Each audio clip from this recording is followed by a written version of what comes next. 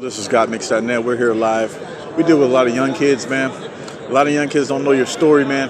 If you can talk about some of those great days with old Jason Bell and some of those other guys, man. Jason Bell, UCLA days.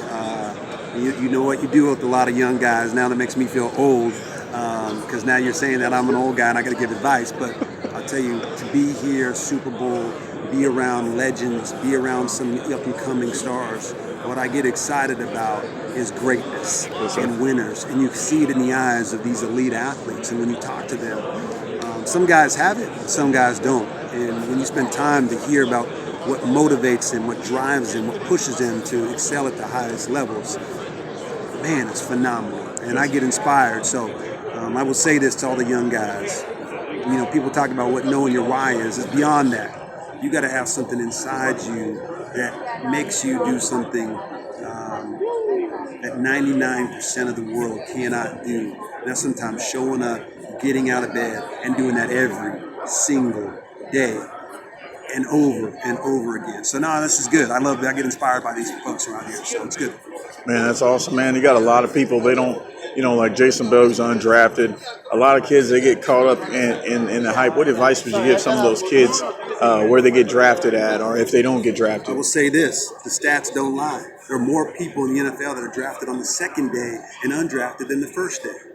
Right? Why? Because you're hungry. You got a chip on your shoulder. You got to use that as motivation. Right? And so I think that having a father that was drafted on the first day, it's a Hall of Famer, and seeing his success in Ronnie Lott, I was fortunate to have a mentor. I was undrafted. And it doesn't matter how you get in the league. The question is how you stay in the league. Right? And you stay in the league by preparation, being a professional, being a leader, and being willing to wake up and show up and raise your hand and say, no, I'm going to do the dirty work. I'm going to do the dirty work. And you have to do it every day.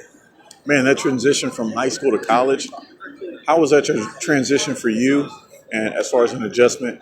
And what advice would you give a kid that might be going from high school to the next level? High school to college, the biggest step is realizing that now it's not just sport, it's not just about football, it's not just about the X's and O's, it's not just about weightlifting and your nutrition. It's also about the classroom. It's also about life management, your personal life, and going out and having fun and trying to learn how to balance that all, time management. So the responsibilities now go to another level. To whom much is given, much is required. And some people can't handle that. And if they have the ability to handle all those things and juggle all those things and stay dedicated and focused on their craft and trying to be the best player they can be, they can excel. But what happens is those distractions and temptations and pressures can derail you.